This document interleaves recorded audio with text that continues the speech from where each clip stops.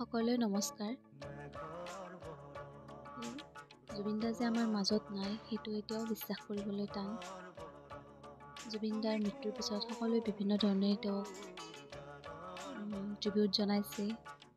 তো এইখন হৈছে পোষ্ট কাৰ্ড ইণ্ডিয়ান পোষ্টৰ আছাম পৰ্টেল চাৰ্কলৈ জুবিন দাক ট্ৰিবিউট জনাই ইছ্যু কৰা পোষ্ট কাৰ্ড। আৰু ইয়াতে এনেকুৱা আপোনালোকে 6খন পোষ্ট কাৰ্ড লাভ কৰিব। আৰু মই এইখন পাৰচেছ কৰিছিলোঁ মেঘদূত ভৱন কাছাৰী গুৱাহাটীৰ পৰা আৰু কষ্ট আছিল 50 ৰুপিজ। আপোনালোকেও যদি ক্ৰয় কৰিব বিচাৰে মেঘদূত ভৱনৰ পৰা এখন ক্ৰয় কৰিব পাৰিব। আৰু হয়তো নিকটৱৰ্তী পোষ্ট অফিচৰ পৰা আপোনালোকে ক্ৰয় কৰিব পাৰে, সেইটো মই আপোনালোকক সঠিককৈ জনাব নোৱাৰিম, কিন্তু মেঘদূত ভৱনৰ পৰা আপোনালোকে এইটো নিশ্চয়কৈ সংগ্ৰহ কৰিব পাৰিব। তো আপোনালোকে যদি বিচাৰে এইটো ক্ৰয়